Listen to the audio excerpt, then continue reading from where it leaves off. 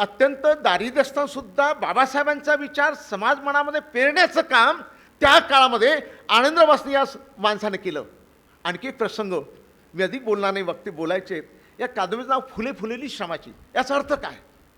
फुले फुलेली श्रमाची याचा अर्थ काय? त्याचा अर्थ दीक्षाभूमीशी संबंधित आहे. त्याचा अर्थ 14 ऑक्टोबर 1956च्या क्रांतीशी संबंधित आहे. हा आनंदराव वासनिक ज्यांनी शेड्यूल कास्ट फेडरेशनमध्ये काम केलं होतं, बाबासाहेबांना तीनदा पाहण्याचा योग आला. आणि हा आनंदराव वासनिक बाबुळखेड्यावरून, म्हणजे नागपूरचं बाबुळखेड नाही, तिकडे अमरावती जिल्ह्यातल्या बाबुळखेड्यावरून इथे आला. कशाला? तर मला बुद्ध धर्माची दीक्षा घेण्यासाठी दीक्षाभूमीवर आला. आणि दीक्षाभूमीवर बाबासाहेबांच्या हस्ते त्यांनी दीक्षा घेतली. आणि दीक्षा घेतल्यानं त्याच्या लक्षात तो विचार करू लागला की कालपर्यंत आम्ही अगदी वंचित होतो, अस्पृश्य होतो, आम्हाला धर्माचा अधिकारसुद्धा नव्हता. बाबासाहेब आंबेडकरांनी आम्हाला बुद्ध धर्माची दीक्षा दिली. बाबासाहेबांनी प्रचंड श्रम केलं, कष्ट केले. त्या श्रमाची, त्या कष्टाची फुलं फुललीत. मित्रो, साहित्याची मांडणी आणि लेखन करताना मुख्य लेखकाचा ध्येयवाद कोणता? लेखक आंबेडकरवादी असो, गांधीवादी असो, गोळवलकरवादी असो, विवेकानंदवादी असो, मार्क्सवादी असो, लेखकाला एखाद्या इझमचं वेड, एखाद्या इझमच्या चौकटीमध्ये लेखकानं अडकून पडावं का? माणूस म्हणून एखादा विचार विशिष्ट अशा प्रकारची आवड त्याला असू शकते, पण त्या लेखकाच्या भूमिकेतून गेल्यानंतर त्याला संबंध जीवन कसं दिसतं, तो कशासाठी लिहितो? दुःखमुक्त मानवता निर्माण करण्याच्या दृष्टीनं लेखकाचा ध्येयवाद असला पाहिजे.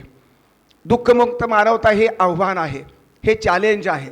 आणि ते चॅलेंज विचारवंत, कलावंत, लेखक, राजकारणी, नीतितत्त्वज्ञ, धर्मतत्त्वज्ञ अशा वेगवेगळ्या पातळीवरून वेगवेगळ्या मार्गानं माणसाचं दुःख कमी करण्याचं आणि त्या दुःखमुक्त मानवतेचं स्वप्न प्रत्येकजण बाळगत असतो.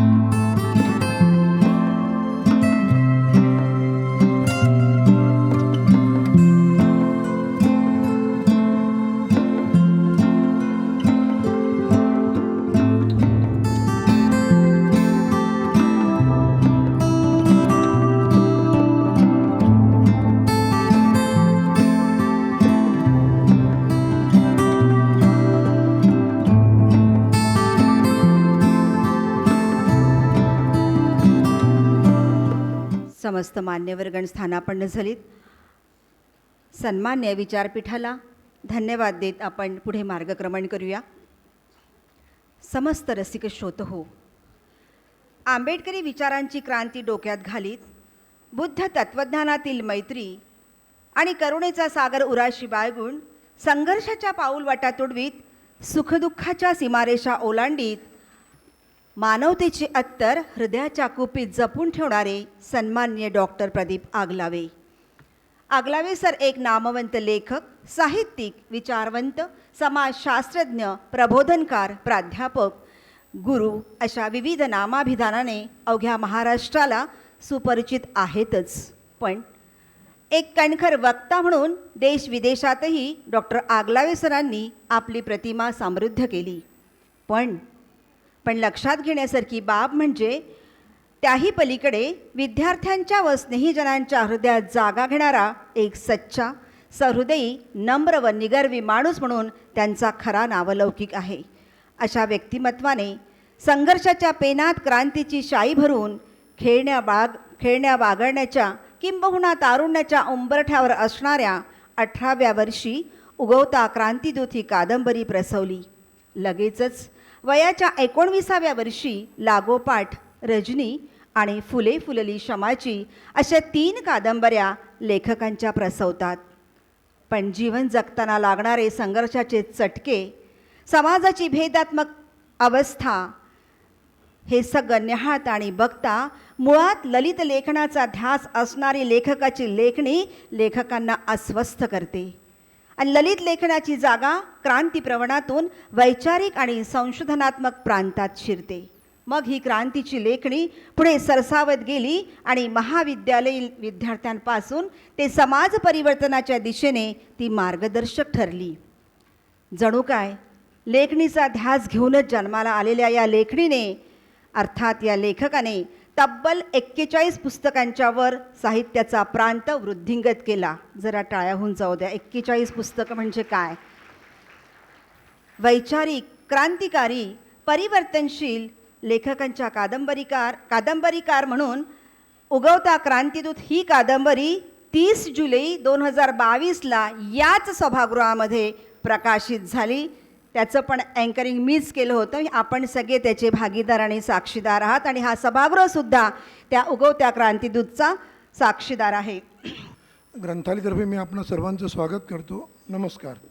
ग्रंथालयानं प्रकाशित केलेलं डॉक्टर प्रदीप आगलावे यांच्या फुले फुलली श्रमाची आणि अभिनंदन प्रकाशनने प्रकाशित केलेलं रजनी या 2 कादंबऱ्यांचं प्रकाशन माजी संमेलनाध्यक्ष श्रीपाल सबनीस, कार्यक्रमाचे अध्यक्ष डॉक्टर श्रीपाद बालचंद्र जोशी, अतिथी श्रीमंत माने, डॉक्टर शैलेंद्र लेंडे आणि सरोज आगलावे, कमलाकर धारप या सगळ्या मान्यवरांच्या उपस्थितीत होणार आहे. याचा ग्रंथालयाला आम्हाला आनंद आहे. आजची उत्सवमूर्ती प्रदीप आगलावे यांच्या पुस्तकाला रवींद्र शोभणे यांनी प्रस्तावना दिलेली आहे. या पुस्तकाबद्दल ही सगळी मान्यवर मंडळी बोलतील.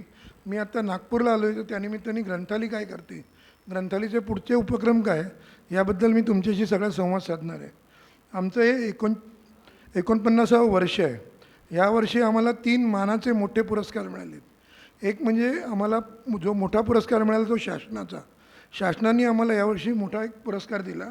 दुसरा पुरस्कार आम्हाला दीनानाथ मंगेश पुरस्कार लाभला आणि तिसरा पुरस्कार आम्हाला अखिल भारतीय प्रकाशक संघटनेचा मिळाला.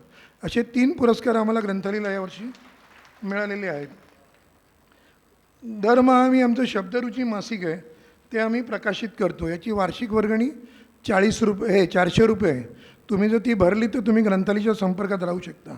आणि आम्ही 1 जूनपासून विद्यार्थ्यांसाठी आणि महाविद्यालयांसाठी म्हणून विज्ञानावरचं एक विज्ञानधारा नावाचं मासिक सुरू केलेलं आहे. त्याची 500 रुपये वर्गणी आहे. ती जर तुम्ही भरली तर तुम्हाला विज्ञानाबद्दलची माहिती त्यातनं कळू शकते. दर दिवाळीला आम्ही काही दिवाळी अंकांची स्कीम करतो आणि त्याला जोडून काही कार्यक्रम करतो. तर यावर्षी आम्ही दिवाळीला 6 चांगले दिवाळी अंक तुम्हाला 1499 रुपयात देणार आहोत. त्यात मौज आहे, पद्मगंधा आहे, ऋतुरंग आहे, ABP माझा आहे, अनुभव आहे आणि शब्दरुचीचा अंक आहे. तुम्ही जर 1499 रुपये भरले तर तुम्हाला हे 6 अंक तर घरपोच मिळतील. आणि त्याला जोडून आम्ही एक हृदयनाथ मंगेशकरांच्या गाण्यांवरती एक कार्यक्रम बसवलेला आहे. तो तर मुंबईत सादर होईल. नंतर तो सगळा रेकॉर्ड केला जाईल आणि आमच्या यूट्यूबवर टाकला जाईल. जो संच घेईल त्याला हा कार्यक्रम बघता येईल. तर अशा प्रकारची ह्या दिवाळी अंकाला आम्ही ती स्कीम केलेली आहे. आणि ह्या वर्षीपासून आम्ही मुलांसाठी सुद्धा असे 8 दिवाळी अंक निवडलेले आहेत. 1000 रुपये भरले असतात तुम्हाला मुलांचे 8 दिवाळी अंक मिळतील आणि त्याला जोडून एक मुलांचा कार्यक्रम मिळेल. तर अशा प्रकारचा कार्यक्रम आम्ही दिवाळीत 9 आणि 10 नोव्हेंबरला मुंबईत करणार आहोत. ग्रंथालयाचं हे 49वं वर्ष असल्यामुळे आम्ही असं ठरवलं की आपण पुन्हा एकदा एक यात्रा महाराष्ट्रातल्या काही ठराविक जिल्ह्यात काढावी. जसं ग्रंथालयाने 82 साली ग्रंथयात्रा काढली होती. त्यानिमित्ताने पूर्ण महाराष्ट्राला ग्रंथालय माहिती झाली. 85ला ग्रंथमोळ केला होता. नंतर बालझुंबड केली. अशा विविध यात्रा ग्रंथालयांनी काढल्या. विविध विषयांची पुस्तकं प्रकाशित केली. त्यामुळे ग्रंथालय पूर्ण महाराष्ट्राला महाराष्ट्राच्या बाहेर असेल किंवा जगभर माहिती झाली. तर यावर्षी आम्ही एक आरोग्य आणि विज्ञान यात्रा काढतो आहोत. ती यात्रा नागपूरला 29-30 नोव्हेंबरला आणि 1 डिसेंबरला असेल. ती चंद्रपूरला जाईल विदर्भातल्या जिल्ह्यातल्या आणि अमरावतीला जाईल. यात काही वैज्ञानिक असतील आणि काही मान्यवर डॉक्टर आले असतील. डॉक्टरांच्या मुलाखती असतील, परिसंवाद असेल, वर्कशॉप असेल. नागपूरमधले जे कार्यक्रम आहेत ते सगळे विदर्भ साहित्य संघाच्या हॉलमध्ये होणार आहेत आणि काही महाविद्यालयांमध्ये जाऊन होणार आहे, तर काही शाळांमध्ये कार्यक्रम होतील. तर त्याच्या बातम्या पेपरला येतील, आधी सगळ्यांना कळवलं जाईल. तुम्ही जर त्यात भाग घेतला तर आम्हाला आवडेल. तिथे पुस्तकांचं प्रदर्शन मांडलेलं असेल, पोस्टर एक्झिबिशन असेल.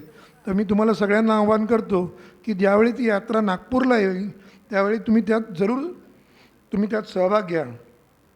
1 मे 2019पासून आम्ही डिजिटल माध्यमात यायचं ग्रंथालयाने ठरवलं आणि आपलं यूट्यूब चॅनल सुरू केलं. या चॅनलवरून आम्ही साहित्याच्या पारावर 2 लेखक आणि 2 वाचक असे असतात. वाचकाने ते पुस्तक वाचलेलं असतं, त्याबद्दल वाचक बोलतो, लेखक आपली भूमिका मांडतो. असे एकूण आम्ही 110 एपिसोड केलेले आहेत.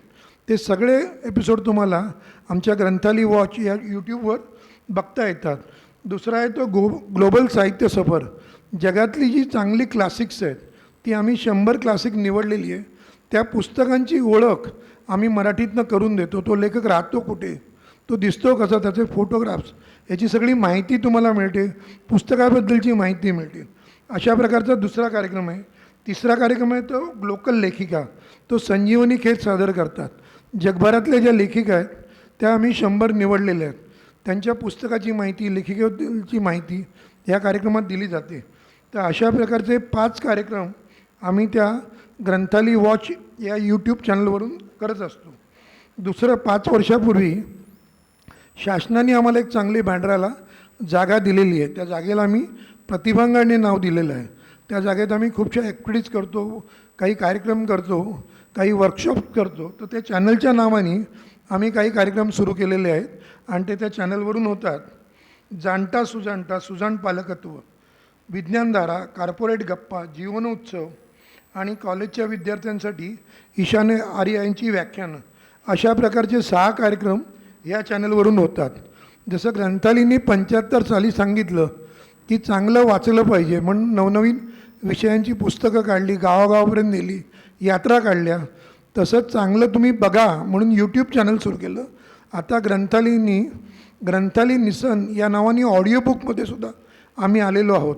आत्तापर्यंत आमची 7 ऑडिओ बुक झालेली आहेत. दिवाळीच्या दरम्यान अजून आम्ही 7 ऑडिओ बुक करू आणि पुढच्या वर्षी आमचं 50वं वर्ष, तोपर्यंत आमची 50 ऑडिओ बुक झालेली असते. तर चांगलं वाचा म्हणून, चांगलं ऐका म्हणून साठी आम्ही हा उपक्रम केलेला आहे. या वर्षात आम्ही दुसरे 2 चांगली कामं केली. म्हणजे अशोक सराफ यांच्या 75निमित्त त्याचं आत्मकथनात्मक अनुभवांचं पुस्तक बहुरूपी आम्ही पुस्तक प्रकाशित केलं. दुसरं, सचिनच्या 50व्या वाढदिवसानिमित्त शतकात एकच सचिन हे पुस्तक आम्ही प्रकाशित केलं. तर अशा प्रकारची ग्रंथालयाचा जो सगळा प्रवास आहे, पुस्तकांचा प्रकाशनाचा कार्यक्रम आहे, तो तुमच्यासारखे वाचक आणि चांगले लेखक यांच्यामुळे आमचा सगळा प्रवास सुरू आहे. मागच्या वर्षी आम्ही एक असंच चांगलं काम केलं. श्रीपाद जोशी याच्या नेतृत्वाखाली आम्ही 3 पुस्तकं मराठीत काय घडलं गेल्या 60 वर्षात, विज्ञानात काय घडलेलं आहे आणि भाषेबद्दल काय काम घडलेलं आहे 60 वर्षात, असे 3 खंड आम्ही प्रकाशित केले होते. ते 3ही खंड जर तुम्ही ग्रंथालयाकडे मागवले तर तुम्हाला ते सवलतीत मिळू शकतात. आता आज जे ग्रंथालयाने प्रकाशित केलेलं पुस्तक आहे ते तुम्हाला जाताना इथे आपण किती 150 रुपये 120 रुपयात सवलतीत देणार आहोत. तर तुम्ही सगळ्यांनी जाताना ते पुस्तक घ्या, लेखकाची सही घ्या, फोटो काढा, तुमच्या फेसबुकवर टाका, व्हॉट्सअपवर ठेवा, जेणेकरून इतरांना ते पुस्तक घ्यावंसं वाटेल. एवढं बोलून मी माझं मनोगत थांबवतो. धन्यवाद. माननीय डॉक्टर श्रीपाद भालचंद्र जोशी साहेब, ज्यांच्या हस्ते 2 कादंबरीचं प्रकाशन झालं, ते ज्येष्ठ साहित्यिक विचारवंत डॉक्टर श्रीपाल सबनीस साहेब.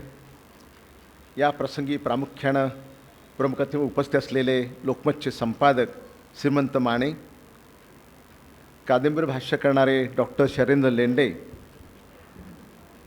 ग्रंथालय प्रकाशनचे विश्वस्त आणि ज्यांच्या नेतृत्वाखाली ग्रंथालय प्रकाशन झेप घेत आहे असे आमचे स्नेही मान्य सुदेश इंगलाजपूरकर, आणि या ठिकाणी प्रामुख्यानं उपस्थित असलेले कमलाकर धारप साहेब ते 91 वर्षाचे आहेत आणि विशेष म्हणजे 1986 पासून तर 2006पर्यंत मी सातत्यानं लोकमतमध्ये लेखन केलं, संपादकीय पानावर लेखन केलं, अनेक स्तंभलेखन केलं. त्यांनी मला संधी दिली, त्याची जाणीव माझ्या मनामध्ये होती आणि म्हणून त्यांचा या ठिकाणी 91 वर्षांनी त्यांचा या ठिकाणी आपल्या सर्वांच्या समक्ष या ठिकाणी सत्कार करण्यात आलेला. असे आदरणीय कमलाकर धारप साहेब, माझी सहचारिणी जिच्यामुळे मी इतकं लेखन करू शकलो त्या डॉक्टर सरोज आगलावे, या कार्यक्रम सुंदर संचालन करणाऱ्या डॉक्टर वीणा राऊत आणि या सभागृहामध्ये UPवरून आलेले एकेकाळचे रिपब्लिकन पक्षाचे मोठे नेते आणि ज्यांचं भाषण ऐकण्यासाठी इंदोऱ्याच्या मैदानावर लोक जमा व्हायचे, ॲडव्होकेट मदन साहेब या ठिकाणी आलेले आहेत. त्यांचे नाव आपण जरूर त्यांचं ॲडव्होकेट मदन साहेब. त्यानंतर या ठिकाणी मुंबईहून आलेले लेखक डॉक्टर विठ्ठल शिंदेसाहेब या ठिकाणी उपस्थित झालेले आहेत. त्यांच्याच मागं दलित पॅंथरचा इतिहास या त्यांचं पुस्तक मागल्या वर्षी प्रकाशित झालेलं आहे. या ठिकाणी सर्व स्तरातील अनेक लोकांना माझे बंधू आहेत, नातेवाईक आहेत आणि विशेष म्हणजे सामाजिक क्षेत्रातील, लेखन क्षेत्रातील अनेक असे मान्यवर या ठिकाणी उपस्थित झालेले आहेत. त्या सर्वांचं मी मनापासून स्वागत करतो की केवळ प्रेमाखातर या ठिकाणी आले. माझे अनेक विद्यार्थी आहेत, ते सुद्धा या ठिकाणी सहभागी झालेले आहेत. त्या सर्वांचं मी स्वागत करतो. आणि आजचा जो कार्यक्रम आहे की कादंबरी लेखन, अनेक लोकांना आश्चर्य वाटलं की वैचारिक लेखन करणारे आगलावे कादंबरी लेखन कसं काय.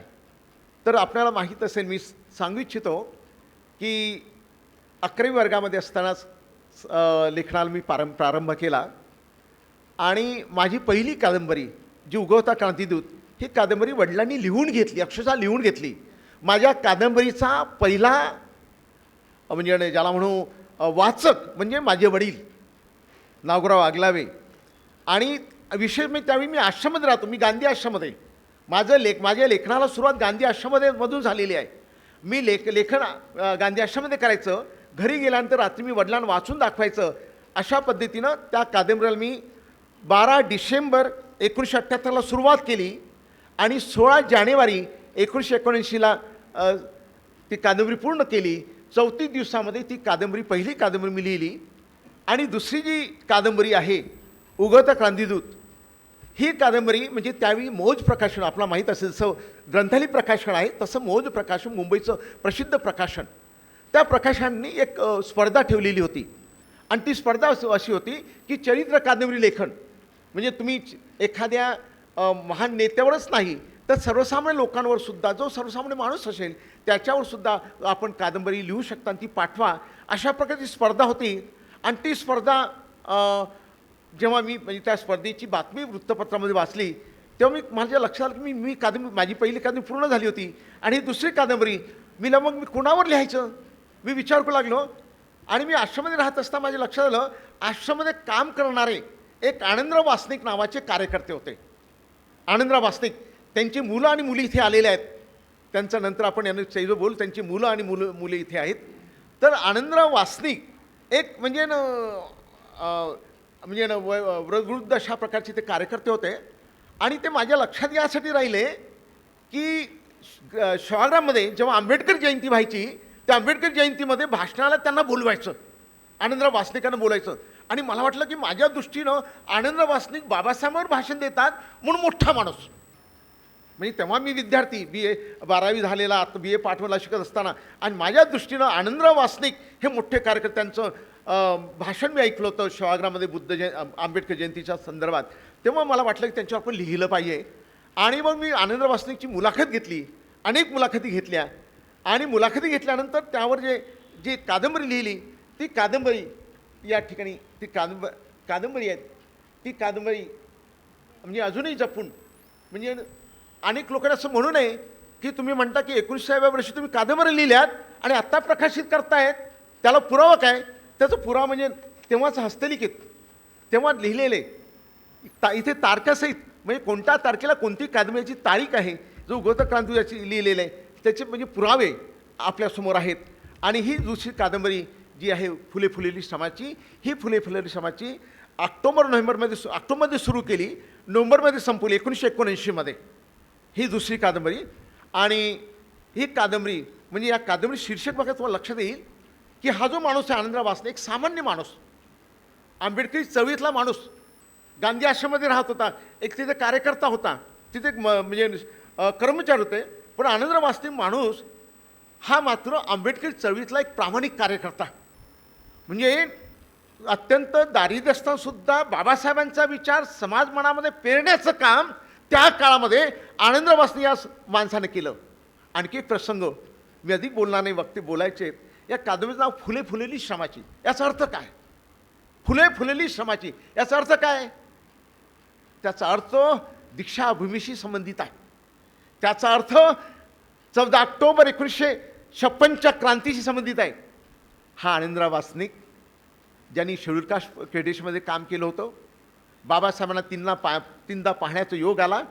आणि हा आनंदराव वासनिक बाबुळखेड्यावरून, म्हणजे नागपूरचं बाबुळखेड नाही, तिकडे अमरावती जिल्ह्यातल्या बाबुळखेड्यावरून इथे आला. कशाला? तर मला बुद्ध धर्माची दीक्षा घेण्यासाठी दीक्षाभूमीवर आला. आणि दीक्षाभूमीवर बाबासाहेबांच्या हस्ते त्यांनी दीक्षा घेतली. आणि दीक्षा घेतल्याने त्याच्या लक्षात तो विचार करू लागला की कालपर्यंत आम्ही अगदी वंचित होतो, अस्पृश्य होतो, आम्हाला धर्माचा अधिकारसुद्धा नव्हता. बाबासाहेब आंबेडकरांनी आम्हाला बुद्ध धर्माची दीक्षा दिली. बाबासाहेबांनी प्रचंड श्रम केलं, कष्ट केले, त्या श्रमाची, त्या कष्टाची फुलं फुललीत असं आनंदराव वासनिकला वाटलं. आणि म्हणून या कादंबरीचं नाव फुले फुलेली श्रमाची. आणि त्यामध्ये सुद्धा लिहिलं पर याच्यामध्ये की बाबासाहेब ही फुलं फुलेली श्रमाची कादंबरी जी आहे, नाव शीर्षक काय दिलं ते लिहिलेलं आहे. मी अधिक बोलणार नाही, कारण की जे वक्ते आणि विशेषतः श्रीपाल सबनीस साहेब यांना आपल्याला ऐकायचं आहे. आणि म्हणून मी इथे माझ्या विचारांना पूर्णविराम देतो. या ठिकाणी अनेक लोक आले. वासे साहेब आहेत, इन्स्टिट्यूट ऑफ सायन्सचे डायरेक्टर खोब्राटे साहेब आहेत, बामसेपच्या त्या अध्यक्षा डॉक्टर दीपाली सावस्ती, अनेक लोक वेगवेगळ्या क्षेत्रात लोक आले, अब्दुल पाशा साहेब आहेत, अनेक लोक या ठिकाणी आलेले आहेत. आपणा सर्वांना पुनश्च मी धन्यवाद देतो आणि इथे मी माझ्या शब्दांना पूर्णविराम देतो. धन्यवाद. डॉक्टर बाबासाहेब आंबेडकर महाविद्यालयाच्या या सभागृहामध्ये डॉक्टर प्रदीप आगलावे सरांच्या फुले फुलली श्रमाची आणि रजनी या 2 कादंबऱ्यांचं प्रकाशन झालेलं आहे. या प्रकाशन सोहळ्याचे अध्यक्ष महाराष्ट्रातील ख्यातनाम कवी आणि विचारवंत आदरणीय डॉक्टर श्रीपाद भालचंद्र जोशी सर, ज्यांच्या हस्ते या दोन्ही कादंबऱ्यांचं प्रकाशन झालेलं आहे, ते महाराष्ट्रातील श्रेष्ठ विचारवंत आणि अखिल भारतीय मराठी साहित्य संमेलनाचे माजी अध्यक्ष माननीय डॉक्टर श्रीपाल सबनीस सर. या कादंबऱ्यांवर जे भाष्य करणार आहेत ते लोकमतचे संपादक माननीय श्रीमंत माने सर, या लोकमतचेच पूर्व संपादक आणि ज्येष्ठ पत्रकार आदरणीय कमलाकर धारप सर. ज्या ग्रंथाली प्रकाशनानं फुले फुलली श्रमाची ही कादंबरी प्रसिद्ध केलेली आहे, त्या प्रकाशन संस्थेचे व्यवस्थापक माननीय सुदेश हिंगलाजपूरकर. या सभागृहात अनेक मान्यवर उपस्थित आहेत, त्यापैकी आदरणीय डॉक्टर जयराम खोब्रागडे सर, आणखी बाकीची सर्व मंडळी आहेत. आपण सर्व मंडळी, सूत्रसंचालक आणि उपस्थित भगिनींनो आणि बंधूंनो, या ठिकाणी फुले फुलली श्रमाची आणि रजनी या 2 कादंबऱ्यांच्या प्रकाशनाचा हा अतिशय देखणा असा समारंभ आयोजित झालेला आहे. आणि या दोन्ही कादंबऱ्याचं पूर्वरूप कशा प्रकारचं होतं यासंबंधीची भूमिका कादंबरी लेखक, प्रसिद्ध विचारवंत, आंबेडकरी अभ्यासक, समाजशास्त्रज्ञ व ललित लेखक डॉक्टर प्रदीप आगलावे सरांनी या संपूर्ण कादंबऱ्यांचं भूमिकारूप आपल्यापुढे मांडलेलं आहे. या कादंबऱ्यांच्या संबंधामध्ये अगदी 15 मिनिटांच्या अवधीमध्ये मी आपणाशी संवाद साधण्याचा प्रयत्न करणार आहे. फुले फुलली श्रमाची आणि रजनी या दोन्ही कादंबऱ्या डॉक्टर प्रदीप आगलावे सरांनी त्यांच्या तरुण काळामध्ये किशोरवयीन कालखंडामध्ये लिहिलेल्या आहेत याची तुम्हाला कल्पना आलेली आहे.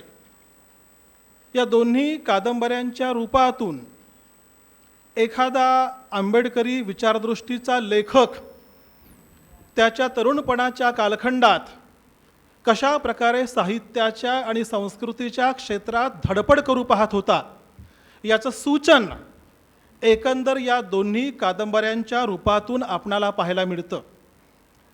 तब्बल 4 दशकांच्या नंतर या कादंबऱ्या या लेखकाने प्रकाशित केलेल्या आहेत.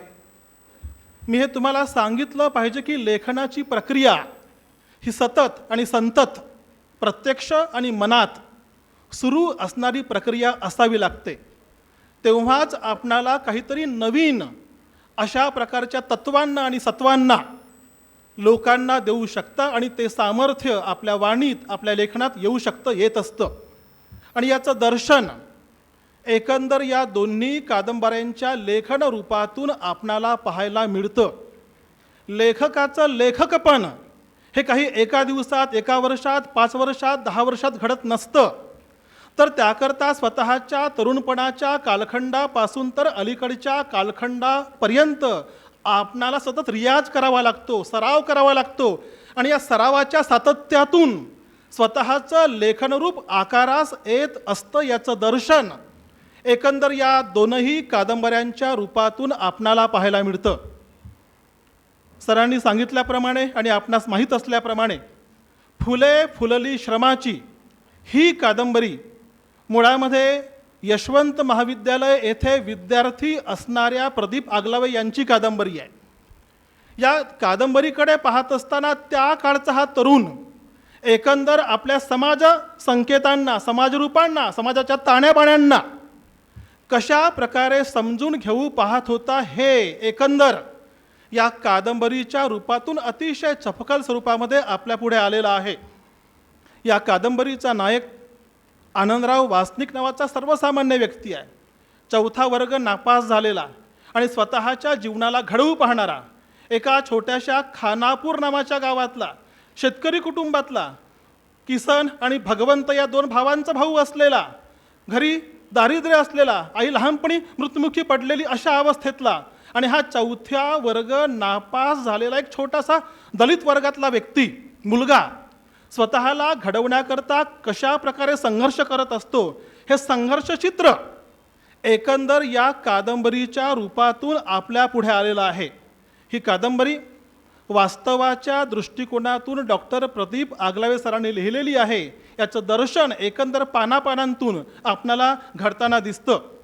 या कादंबरीला डॉक्टर रवींद्र शोभणे यांनी प्रस्तावना दिलेली आहे आणि या कादंबरीच्या बद्दल त्यांनी म्हटलं आहे की ही कादंबरी रूढ अनुभूती, संयत, शांत, समंजस अशा शब्दांच्या रूपातून व्यक्त करण्याचा प्रयत्न करते. या कादंबरीचं कथानक मी तुम्हाला सांगणार नाही, पण एखादा दलित समाजातला, पूर्वास्पृश्य समाजातला एखादा धडपडणारा तरुण हा सगळ्या अनुभवांच्या रूपातून स्वतःला आकार देण्यासाठी कसा प्रयत्नशील राहत असतो, त्याच्यातून अनेक प्रकारच्या घटकांना त्याला कसं सामोरं जावं लागतं, याच्या अनेक छोट्या छोट्या उपकथा, अनेक घटनाप्रसंग एकंदर या कादंबरीच्या रूपातून आपल्याला पाहायला मिळतात. हा आनंदराव पहिल्यांदा अमरावती येथे एका मिलिटरीमधल्या निवृत्त व्यक्तीच्या घरी काम करणारा आहे. नंतर मजुरी करणार आहे, बसस्टँडवर हमाली करणारा आहे. त्यानंतर मिलिटरीमध्ये जाऊन स्वतःचं आयुष्य घडवू पाहणारा आहे. जबलपूर येथे जाणारा आहे.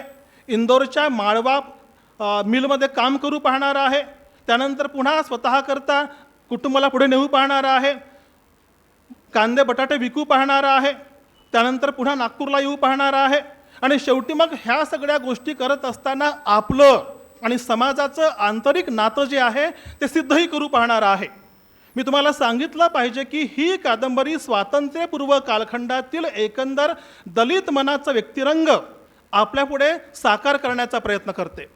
म्हणजे डॉक्टर बाबासाहेब आंबेडकर यांच्या कार्यकाळामध्ये त्या काळातले हजारो तरुण स्वतःच्या कुटुंबाला जिवंत ठेवत असतानाच सामाजिक बांधिलकी आपल्या स्वतःच्या मजदुरानुसार कशा प्रकारे परिपूर्ण करण्याचा प्रयास करत होते याचं दर्शन एकंदर या कादंबरीच्या रूपातून आपल्याला पाहायला मिळतं.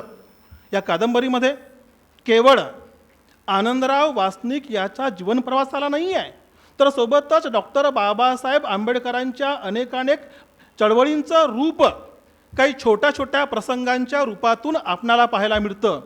बाबासाहेबांची धर्मांतराची चळवळ, मंदिर प्रवेशाची प्रक्रिया, शेड्यूल कास्ट फेडरेशनची स्थापना, त्यामध्ये कार्य करण्याची प्रक्रिया, त्याच कालखंडात भारताच्या स्वातंत्र्याचा लढा, पाकिस्तानचं निर्माण होणं, या सगळ्या घटकांचा एक पट धावत्या रूपातून या कादंबरीच्या रूपातून आपल्यापुढे उलगडण्याचा प्रयत्न कादंबरीकार प्रदीप आगलावे यांनी करून दाखवलेला आहे.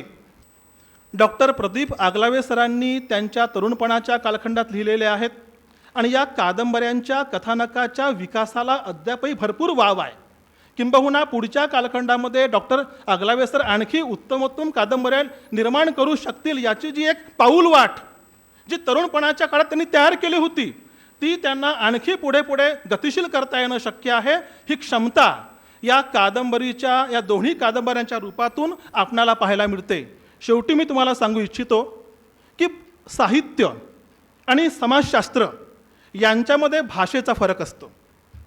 समाजशास्त्रामध्ये येणारी भाषा थोडी तात्विक, तार्किक, तर्कशुद्ध, समाजशास्त्रीय अशा पद्धतीची असते आणि वाङ्मयामध्ये व्यंग्यार्थ, सूचकार्थ, ध्वन्यार्थ अशा पद्धतीने आपणाला एखाद्या घटकाचं आकलन करावं लागतं. फुले फुलली श्रमाची ही वास्तववादी कादंबरी आहे, तर रजनी ही कल्पनारम्य कादंबरी आहे. मी तुम्हाला सांगितलं पाहिजे की 100 वर्षांच्या पूर्वी वी का राजवाडे यांनी असं म्हटलं की कल्पित आणि वास्तव या दोन ध्रुवांच्या पायावर कादंबरी उभी राहत असते. कादंबरी म्हणजे काही प्रबंधलेखन नाही आहे. कादंबरीच्या रूपातून तुम्हाला कल्पित सत्य आकारास आणावं लागतं आणि हे सत्य आजच्या काळाच्या प्रश्नांना उत्तर देण्याकरता समर्थ असावं लागतं. कल्पित आणि वास्तव यांचा संगम ज्या लेखकाला चांगला करता येतो तो समाज आणि संस्कृती याचं वाङ्मयीन आविष्करण करू शकतो. तर त्याचं दर्शन या दोन्ही कादंबऱ्यांतून आपणाला पाहायला मिळतं. साहित्याच्या समाजशास्त्राची मांडणी नंतरच्या कालखंडामध्ये हिपोटिल टेन आहेत, भालचंद्र नेमाडे आहेत, मिखाईल बाख्तीन आहेत किंवा आणखी अभ्यासक आहेत, यांनी त्यांच्या परीने करण्याचा प्रयत्न केला आहे. हिपोटिल टेन यांनी म्हटलेलं आहे की वंश, काळ आणि परिस्थिती यांच्या आधारे समाजाचं आविष्करण साहित्यातून होत असतं आणि या तिन्ही घटकांचा विचार डॉक्टर प्रदीप आगलावे सरांनी फार चांगल्या प्रकारे करण्याचा प्रयत्न केला. तर या दोन्ही कादंबऱ्या आजच्या काळातल्या अतिशय महत्त्वाच्या विचारवंत असणाऱ्या डॉक्टर प्रदीप आगलावे यांच्या वैचारिक घडणीच्या प्रक्रियेला अधोरेखित करणारे आहेत. मी तुम्हाला शेवटी सांगू इच्छितो की तुम्हाला जर विचारांच्या, भावनांच्या, संवेदनांच्या, कल्पनांच्या आणि विवेकाच्या पातळीवर सिद्ध करायचं असेल तर तुम्हाला कल्पना आणि वास्तव या दोन्ही घटकांचा सुयोग संगम करावा लागतो आणि याच्यातूनच आपणाला चांगल्या प्रकारचं लेखन करता येतं. आंबेडकरी समाजाकरता विचार महत्त्वाचे आहेतच, पण विचारांचं आविष्करण करता करता अनेकदा कल्पितरम्य घटकं मागे पडतात. पण दोन्ही घटकांना जर आपण बरोबर सांभाळून घेतलं तर उद्याच्या काळाला तोलून धरणारी अशा प्रकारची कादंबरी आंबेडकरी बौद्ध साहित्यात निर्माण होऊ शकते. तर याच्या पाऊल खुणा समजून घ्यायच्या अंगाने या दोन्ही कादंबऱ्या मला स्वतःला विशेष अर्थाने महत्त्वाच्या वाटतात.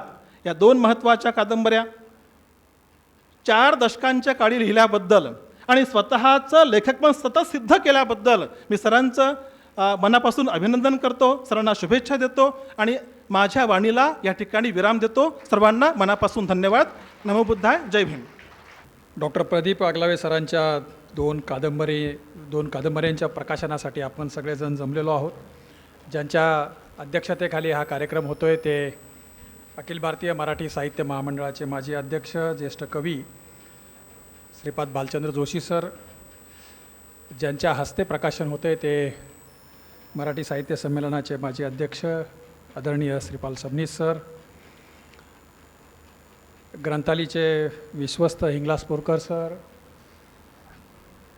आमचे ज्येष्ठ संपादक आदरणीय Dharap sir, doctor Saroj Aglave madam, ज्यांनी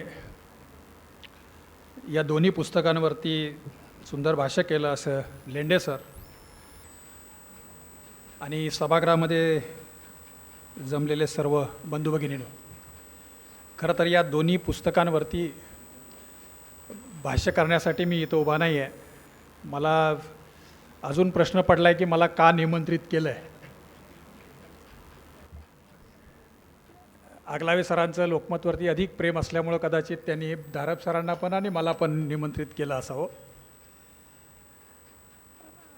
पण या निमित्तानं मी आगलावे सरांचं 2-3 वेगळ्या कारणांसाठी अभिनंदन करू इच्छितो. एक तर 4 दशकाच्या खंडानंतर त्यांच्या नावाने कादंबरी आली किंवा 3 कादंबऱ्या आल्या. एक गंभीरपणे असं समजलं जातं की दलित आत्मकथनं आल्यानंतर मराठीतली कादंबरी मागं पडली. कारण तुमच्या माझ्या जगण्यातला रसरशीत जीवनानुभव इतका वाचनीय होता, इतरांच्या दृष्टीनं वाचनीय, की कादंबऱ्यांमधल्या कल्पनांच्या भराऱ्या, आत्ता लेंडे सरांनी उल्लेख केला त्यांचा तो वि स खांडेकरांचा वगैरे, तर ते खरं तर मराठी साहित्याचा तो इतिहास आहे.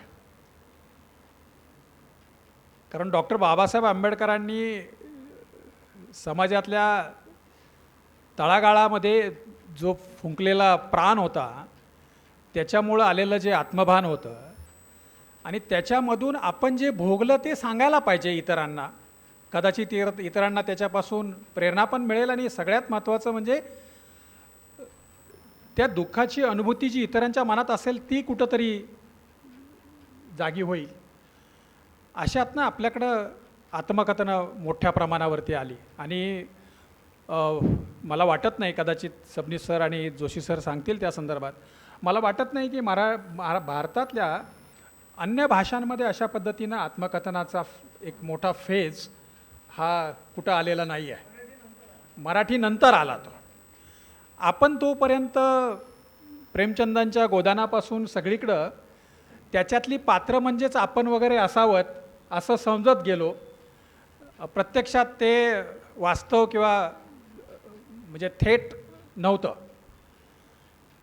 आणि मग अशा फेजनंतर साधारणपणे 50 वर्षाच्या किंवा 60 वर्षाच्या आगलावे सर जर कादंबरी आणत असतील तर ते चक्र काय उलटं फिरवतात की नाही, मी सांगत नाही की ते तसंच उलटं फिरवत आहेत, पण मला त्यानिमित्तानं एक वेगळी फेज आठवते. ती म्हणजे आपल्याकडं वेदामध्ये ब्राह्मण आणि आत्मन नावाच्या संकल्पना आहेत. ब्राह्मण म्हणजे जे सगळं बाहेरचं आहे, ब्रह्मांडातलं आहे ते सगळं ब्राह्मण, आणि जे सगळं आतलं आहे ते आत्मन. आणि मग हा मोठा फेज जो गेला तो असं म्हणता येईल की तो आत्मनाचा होता. त्याच्या अगोदरचा जो होता तो असं म्हणता येईल की ब्राह्मणाचा होता किंवा ब्राह्मणत्वाचा होता. त्याला अनेकांनी नंतर टॅग लावले. हे जे ब्रह्मांडाबद्दल जे काही वेदांमध्ये सांगितलं ते मेटाफिजिक्स वगैरे होतं, त्याच्यात काही दम नाही फारसा, ते छद्मविज्ञान आहे, किंवा नंतर विज्ञानाचे टॅग लावलेत, त्याला तुकडे लावलेत. पण ह्या फेज अशा पद्धतीनं आलटून पालटून येत जाणं हे साहित्याचं जिवंत असल्याचं लक्षण आहे असं मी मानतो. जशा आपल्या फॅशन पण बदलत जातात आणि त्याच फॅशन पुन्हा पुन्हा येतात. म्हणजे बॅगी नावाची पॅन्ट आली तर ती पूर्वीच्या काळची जिप्सीच्या काळातली पॅन्ट होती, किंवा थोडासा लूज पॅन्ट जर आल्या तर ते त्याच्या अगोदरच्या होत्या. तशी जी फॅशनचं जसं चक्र आहे तसं हे साहित्यातलं पण चक्र आहे. आणि मला आनंद याचा वाटला की त्या दोन्हींच्या केंद्रस्थानी व्यक्ती आहे. या कादंबऱ्या जरी असल्या तरी फार परिस्थितीचं वर्णन वगैरे अशा नाही आहेत. आता लेंडे सरांनी त्या सांगितलं म्हणजे ते आनंदराव वासनिकांचं सगळी स्टोरी आहे. तिला लौकिक अर्थाने कादंबरी नाही म्हणता येणार, ते त्यांचं चरित्र आहे असं म्हटलं तरी एक वेळ चालू जाईल. पण तिच्या केंद्रस्थानी व्यक्ती आहे आणि आपल्या इतिहासाचं, आपल्या साहित्याच्या इतिहासाचं हे वैशिष्ट्य राहिलं आहे, किंबहुना आपल्याच नव्हे तर जगभरातल्या अलीकडच्या काळातल्या, की व्यक्ती केंद्रस्थानी ठेवून जे जे काही निर्मिती झालेली असेल, जे लिखाण झालेलं असेल ते लोक स्वतःला पर्स्यू करतात, तिथं अनुभूती मिळते आणि ती अधिक वाचनीय होतात. आणि उलट अलीकडच्या काळात व्यक्ती अधिकाधिक केंद्रस्थानी येत गेलेली आहे. म्हणजे आजही म्हणजे इस्रायल आणि हमासमध्ये जे काही चालू आहे गाझापट्टीतले, त्या बॉम्बस्फोटाचे जो धुराचे लोट जे आकाशात उठलेले असतात त्याने आपण विचलित होत नाही, जितकं आपण रक्तबंबाळ चेहरे, लहान मुलांचे चेहरे पाहून विचलित होतो. आपल्याला रोहिंग्याच्या विस्थापनातनं संख्या किती आहे हे महत्त्वाचं नसतं आहे. आपल्याला त्याच्यातल्या लहान मुलींनी, महिलांनी, वृद्धांनी जे भोगलेले भोग असतात त्यामुळं आपण विचलित होतो. आपल्या अवतीभोवती या ज्या शोकांतिका आहेत, या ज्या ट्रॅजेडी आहेत, याच्यातले जे नायक आहेत त्यांच्याबद्दल आपल्या मनामध्ये कणव निर्माण होते. आणि अशांच्या भोवती गुंपलेलं जे साहित्य असेल ते अर्थातच ते माणसांचं साहित्य असते, माणुसकीचं साहित्य असते आणि पुढं जाऊन ते मानवतेचं पण साहित्य असते. आणि त्यामुळं या ज्या कादंबरी म्हणून जरी आपण समोर आणत असलं तरी त्या व्यक्तींच्या कथा आहेत. आणि त्या व्यक्तींच्या ज्या कथा आहेत त्या पुन्हा नाही म्हटलं तरी पुन्हा त्या आत्मकथनांमधला जो बीज आहे व्यक्तींच्याच दुःखाचं, व्यक्तीच्या सुखदुःखाचं, कारण नुसतं दुःख येत नाही आपल्या वाट्याला, काही सुखाचे क्षण पण असतात. आणि अल्बेर कामूच्या भाषेत जर सांगायचं झालं तर माणूस ज्या गोष्टी दुर्मिळ असतात त्याची जास्त चर्चा करतो. आणि त्यामुळं अवतीभोवतीच्या वाईट गोष्टींची जर आज आपण चर्चा करत असू तर आपण हे मान्य करतो की वाईटांची संख्या कमी आहे. आपण ज्या क्षणी समाजातल्या चांगल्या गोष्टींची चर्चा करायला लागू त्या क्षणी समाजाची प्रकृती बिघडली असं समजायला हरकत नाही. कारण ज्या गोष्टींची आपण चर्चा करतो त्या गोष्टी दुर्मिळ असतात. बहिणाबाईंच्या कवितेतल्या वडाय अशा मनासारख्या त्या तिथंच जातात आणि ती संख्या कमी असते आणि त्यामुळे त्याची आपण चर्चा करतो. म्हणून सुख येतं आणि दुःख पण येतं. पण या व्यक्तींच्या वेदना नव्या परिप्रेक्षामध्ये आपण थोड्याशा पाहायला पाहिजेत. आत्ता काय होतं आहे, आत्ता जगभर म्हणजे नेमकं कुठल्या विषयावरती विज्ञानाचा उल्लेख केला लेंडे सरांनी म्हणून सांगतो. जगभर कुठल्या विषयांवरती संशोधन होत आहेत, जगभर कुठल्या विषयावरती लिखाण होतं आहे, क्रिएटिव्हिटी जी आहे. कारण क्रिएटिव्हिटी हा इतका अवघड शब्द आहे की ते असे सरसकट कुणालाही नाही जोडता येत. आगलावे सरांच्या इतकं प्लॅन जगणं अनेकांना जमत नाही, सॉरी टू से. पण ते त्यावेळचं 78 1980चं पुस्तक घेऊन येत आहेत. इतकं प्लॅन जगणं कोणाला शक्य होत नाही ना. तर हे जे व्यक्तींचे जे अनुभव आणि विशेषतः त्या सुखदुःखाभोवती गुंपलेले जे आहेत त्या गोष्टींवरती लिखाण आणि क्रिएटिव्हिटी, नवनिर्माण जे आहे त्याच्यातली क्रिएटिव्हिटी जी आहे ती अत्यंत दुर्मिळ आहे. जगातली बहुतेक माणसं एका पहिल्या उडीमध्ये संपतात. जे वारंवार उड्या मारू शकतात ना ती असामान्य असतात, ती सामान्य नसतात. आणि त्यामुळं ही जी ज्यांना वारंवार उड्या मारायला जमते आणि अशांची जी निर्मिती आपल्यासमोर येते ती नेमकी कोणती आहे हे जरा आपण पाहायला पाहिजे. आता पुन्हा ते मी ब्राह्मण आणि आत्मन पुन्हा याच्यासाठी सांगतो की जगातलं सर्वात जास्त संशोधन हे आता माणसाच्या मेंदूवरती सुरू आहे. जगातले येणारं नवं साहित्य जे आहे ते मेंदूच्या भावविश्वाशी संबंधित आहे, त्या माणसाच्या भावविश्वाशी संबंधित आहे. मेंदू तो विचार कसा करतो, तो स्वप्न काय पाहतो. आजकाल तर एक लुसिड ड्रीमिंग नावाचं नवीन प्रकार आलेला आहे की जगभरातली माणसं त्या ड्रीमिंगवरती प्रयोग करतायत. ते कुठल्या ना कुठल्या माध्यमातून समोर येते. थेट पुस्तक रूपानं येत नसेल परंतु ते ज्या माध्यमातून समोर येते ते तुम्हाला मला विचार करायला लावणार आहे. स्वप्न काय पाहायची हे सुद्धा आपण ठरवू शकतो, याचा अर्थ लुसिड ड्रीमिंग आहे ते. किंवा माणसाच्या मेंदूमध्ये जे काही चाललं आहे त्याच्यावरती सगळं येतं आहे. आणि अलीकडच्या काळातलं येणारं बहुतेक सगळं जे वाचनीय साहित्य ज्याला आपण म्हणतो ते या पद्धतीच्या वैज्ञानिक संशोधनाच्या आधारे येतं आहे. ते स्पेस सायन्समध्ये असेल, ते मरीन सायन्समध्ये असेल, आणि त्याच्या पलीकडे जाऊन ते न्यूरोलॉजिकल जे ॲडव्हान्समेंट आहे किंवा न्यूरोलॉजिकल त्याचा रिसर्च आहे तो येतो आहे. आणि मला असं वाटतं की तो आपल्या दृष्टीनं जास्त महत्त्वाचा याच्यासाठी आहे कारण अजूनही बऱ्याच गोष्टी सगळ्या उलगडा झालेला नाही आहे. आम्ही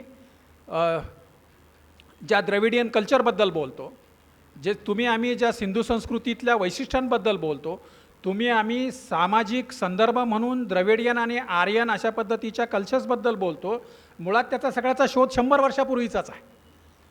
म्हणजे हडप्पा आणि मोहेंजोदडोचा शोध जर 1920च्या दरम्यान लागला नसता तर आपला इतिहास पण तितका मागं गेला नसता. तर आता जे होतं आहे ते मला जास्त म्हणजे महत्त्वाचं पण वाटतं आणि त्याचबरोबर मला ते उत्सुकतेनं त्याच्यामध्ये गुंतावं असं वाटतं आहे. आणि ते म्हणजे आपल्या अवतीभोवती जे विज्ञानाचे जे आविष्कार होत आहेत, आपल्याभोवती जे विज्ञानाची संशोधनं होत आहेत त्याच्यातलं लिखाण आपल्यासमोर यायला पाहिजे किंवा ते आता जगभर यायला लागलं आहे. उदाहरणार्थ म्हणजे गेल्या शनिवारी मी आता आर्टिफिशियल इंटेलिजन्स प्राण्यांच्या भाषेचा अभ्यास करते आणि प्राण्यांची भाषा आर्टिफिशियल इंटेलिजन्समुळे कळू शकेल आणि प्राण्यांशी तुम्ही संवाद साधू शकाल अशा पद्धतीचा ज्यावेळेला एक मजकूर लिहिला तर त्याच्यावर मला आलेला एक मेल असा होता की सिंधू संस्कृतीतल्या लिपीचा उलगडा आर्टिफिशियल इंटेलिजन्समुळं होईल का, आणि तो जर झाला तर आपल्या देशाचा इतिहास कुठं जाईल. हा संदर्भात मला सांगण्याचा माझा हेतू असा आहे की एका बाजूला संशोधनं विज्ञानातली अद्ययावत म्हणजे विज्ञान अधिकाधिक आधुनिक होत जात असतानाची प्रक्रिया, दुसऱ्या बाजूला माणसांची विचार करण्याची पद्धत, त्यांची विचार करण्याचे विषय, त्यांचं भावविश्व, त्यांच्या अवतीभोवती जे घडतंय ते त्याचा त्यांच्यावरती होणारा परिणाम, त्याच्यातून त्यांनी अभिव्यक्त होणं, यांनी या दोन्हींचं सादरीकरण ही एक समांतर प्रक्रिया आहे. आणि ती समांतर प्रक्रिया आपल्याकडच्या लेखकांना साधता आली पाहिजे, आपल्याकडच्या साहित्यिकांना, आपल्याकडच्या कवींना, आपल्याकडच्या नाटककारांना, आपल्याकडच्या हे जे काही निर्मिती म्हणून जी असेल या सगळ्या क्रिएटिव्हनेसला ते साधता आलं पाहिजे. आणि मला असं वाटतं की तुम्ही ते चक्र उलटं फिरवलं ते त्याच्यावरती भाष्य करायची गरज नाही, पण तुम्ही पुन्हा तुमची जी जडणघडण आहे, तुमचं भावविश्व ज्याच्यातून तयार झालं त्याला पुन्हा टच केलं, त्याला स्पर्श केला, हे माझ्या दृष्टीनं महत्त्वाचं आहे. आणि म्हणून ही जी सगळी प्रक्रिया आहे या प्रक्रियेमध्ये नवं जे काही येत असेल ते आपण पुढं नेत गेलं पाहिजे. मला खात्री आहे की आगलावे सरांच्या दोन्ही कादंबऱ्या किंवा त्यांच्या तिन्ही कादंबऱ्या वाचल्यानंतर लोकांना आगलावे सरांचं व्यक्तिमत्व सतत आठवत राहील की हे ज्या काळात त्यांनी असा विचार केला त्या काळात त्यांच्या अवतीभोवतीचं वातावरण काय होतं, आणि त्याचबरोबर त्यांचं नंतरचं जे लिखाण आहे किंवा सामाजिक प्रवाहामधलं त्यांचं जे योगदान आहे ते नेमकी त्यांची भूमिका आणि त्यांची मनोभूमिका कशी तयार झाली या संदर्भातली जडणघडण म्हणून आपण या तिन्ही कादंबऱ्यांकडे नक्की पाहाल. या सगळ्या पुढच्या त्यांच्या प्रवासासाठी आणि आणखी कादंबऱ्या येतील असं मला वाटतं आहे. आत्तापर्यंत त्यांनी 3च त्यांच्या पोतडीतून बाहेर काढलेत. ते नक्की असेल कारण अजून आपल्याला 78 ते 80चाच फक्त शोध लागला आहे, अजून 80 ते 87चा शोध लागलेला नाही आहे. त्यामुळं त्याच्यात आणखी काहीतरी असेल असे आपण अपेक्षा करूया. या त्यांच्या नॉस्टॅल्जिया शब्द चांगला नाही आहे, तो त्यांनी वापरला तो लेंडे सरांनी, पण त्यांचं व्यक्तिमत्व म्हणून त्यांची जडणघडण कशी झाली हे समजण्यासाठी ही तिन्ही पुस्तकं खूप महत्त्वाची आहेत. त्यांच्या पोतडीतून आणखी असंच बाहेर येत जावं अशी मी तुम्हा सगळ्यांच्या वतीनं त्यांना शुभेच्छा देतो. मला या ठिकाणी निमंत्रित केल्याबद्दल आगलावे सरांना आणि त्यांच्या सहकाऱ्यांना धन्यवाद देतो आणि या ठिकाणी थांबतो. धन्यवाद. या पवित्र दीक्षाभूमीला मी वंदन करतो आणि बाबासाहेबांच्या समग्र कर्तृत्वाला मी अभिवादन करतो. या कार्यक्रमाचे अध्यक्ष, मराठी संस्कृतीचा सारांश आणि अर्क श्रीपाद जोशी, पत्रकारितेच्या क्षेत्रातील महर्षी आणि प्राध्यापक प्रदीप आगलावे यांचे गुरु परमादरणीय कमलाकर धारपकर, पत्रकारितेच्या महाराष्ट्राच्या नकाशातील सर्वात श्रीमंत माणूस, तत्त्वज्ञानी, मानवतेचा विचार करणारे संपादक श्रीमंत माने, महाराष्ट्रातील नव्या पिढीचा रणधीर शिंदेच्या सोबतीनं नाव घ्यावं अशा प्रकारचं प्रगल्भ समीक्षक, विचारवंत, बहुआयामी अशा प्रकारची समीक्षा करणारे डॉक्टर शैलेंद्र लेंडे, त्याचबरोबर अनेक उपक्रम ग्रंथालयाच्या मूळ उद्देशाला सुसंगत अशा प्रकारची प्रकाशनं करणारे आणि आता विविध यांत्रिक तांत्रिक प्रयोग आणि प्रयत्न करणारे आमचे मित्र ग्रंथालयाचे सुदेश इंग्लसकर, आमचे मित्र एक विचारवंत, बाबासाहेब आंबेडकरांचं लेखन 23वा खंड याच वर्षी 2023मध्येच ज्यांनी पूर्ण केलं आहे अशा प्रकारचे आदर्श श्रेष्ठ संपादक, उत्तम कथाकार, उत्तम समाजशास्त्रज्ञ आणि त्याचबरोबर आता एक उत्तम अशा प्रकारचे कादंबरीकार प्रदीप आगलावे, आदरणीय सरोज वहिनी, आमचे मित्र या समारंभाला उपस्थित असलेले सुगावा प्रकाशनाचे प्रमुख, ज्यांनी विलास वाघांच्या सुगावा प्रकाशनचं पुण्य पदरी घेतलं आणि संबंध महाराष्ट्र प्रभावित करण्याचा ध्येयवाद्यांनी जपला, ते आदरणीय शहारे साहेब, सूत्रसंचलन क्षेत्रातील महाराज्ञी आमची ताई वीणाताई राऊत,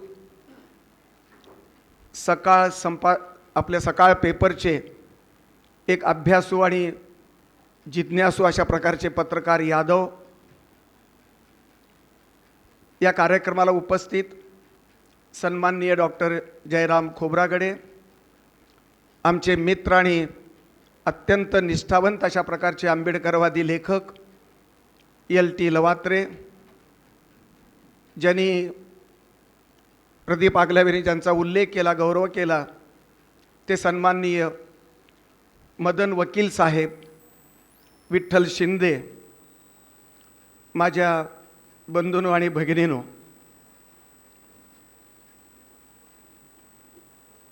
पुरावा म्हणून गेल्या 50 वर्षापूर्वीचं लेखन प्रदीप आगलावेने आपल्याला दाखवलं. खरोखरच वयाच्या 19व्या वर्षी अशा प्रकारच्या कादंबऱ्या लिहू शकतो का, अशा प्रकारची शंका कुणाला येऊ नये ही त्यांची भावना आहे आणि म्हणून त्यांनी हस्तलिखित दाखवली आपल्याला. कादंबऱ्या निश्चित सर्वार्थानं कलात्मक आहेत. 19व्या वर्षी हा पराक्रम केला असेल असं कोणी मला वाटत नाही, विश्वास बसत नाही. पण हे खरं आहे की त्यांनी निश्चित या कादंबऱ्या लिहिल्या. ही जी रजनी कादंबरी आहे, या रजनी कादंबरीतला तथाकथित त्रिकोण जो आहे प्रेमाचा, तो आपल्याला निश्चित आहे. प्रदीप आगलावेंच्या 19व्या वयामध्ये ही कादंबरी काल्पनिक लिहिली असं त्यांचं म्हणणं आहे. पण त्यांचं लग्न नंतर झालेलं आहे. सरोज वहिनी मला माफ करतील, या काळामध्ये याच्यातला जो राजू आहे तो तेच आहेत की काय मला शंका येते. राजू आणि रजनीचं अत्यंत सुंदर आणि निस्सीम प्रेम, या प्रेमात आलेली बाधा म्हणजे रेखा, एक खलनायक, दुसरी नायिका. ती नायिका संवेदनशील आहे, एका रिक्षात बसलेली आहे आणि रिक्षावाल्याला काय 50 रुपयाचे तो म्हणतो, ती त्याच्या फायद्यासाठी म्हणून बसते. पण ज्यावेळेस ओढायला त्या रिक्षावाल्याला त्रास होतो त्यावेळी ती रिक्षातून खाली उतरते आणि चढ संपल्यानंतर मग ती रिक्षात बसते. हात रिक्षा असावा बहुतेक. तर त्या रिक्षावाल्या गरिबाची, माणूसपणाची संवेदना जाणणारी, पचवणारी ही रजनी ही निश्चितपणे आदर्श आहे. आणि अशा प्रेयसीची प्रेम करणं, लग्न करावं असं वाटणं हे अत्यंत कुण्याही नायकाला नक्कीच आवडेल. पण त्यामध्ये गैरसमज निर्माण होतो. हा भास्कर एक त्याच्यामध्ये आलेला आहे. रूढ अर्थानं आपण म्हणतो की तो नायक आहे राजू, आणि ज्या अर्थी नायिका रजनी आहे त्या अर्थी नायक राजू आहे. पण त्या संबंधामध्ये आपण नायकाची कल्पना करणं बरोबर नाही. इथे भास्कर हा जो मित्र आहे त्याचा, तो समाजवादी आहे. अनेक सामाजिक कार्य करतो. बौद्धावरच्या पाटलांनी मारलेल्या अन्यायाच्या प्रतिकारात तो पोलीस स्टेशन गाठतो, बंडखोरी करतो. एका पोलिसांच्या भाषेमध्ये तो आगाऊपणा करतो. आणि राजूच्या आईवडिलांच्या दृष्टिकोनातून तो योग्य नाही, त्याचा मित्र योग्य नाही, त्याला विरोध करतात, त्या मैत्रीला विरोध करतात. आणि म्हणून एका अर्थानं व्हिलन म्हणून काही प्रमाणात राजूचे आईवडील त्यामध्ये आपल्याला दिसतात. कारण जे चांगुलपणाला नाकारतात, जे खरा नायक आहे या कादंबरीचा तो भास्कर आहे, तो राजीव नाही. आणि खरी नायिका आहे ते रजनी आहे. हे आपल्याला जरा कठीण वाटेल, वेगळं वाटेल, पण असंच मला वाटतं. आणि या कादंबरीतली खलनायिका ही रेखा आहे. जुळलेल्या पवित्र प्रेमामध्ये बाधा आणण्याचं काम, एक पत्र पाठवून गैरसमज निर्माण करण्याचं काम, प्रेयसी आणि प्रियकरामध्ये ताटातूट करण्याचं काम ही रेखा करते. ही प्रवृत्ती प्रेमामध्ये असं होतंच का?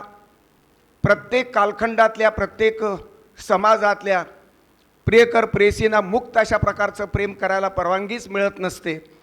समाजाचे नीतिनियम आहेत.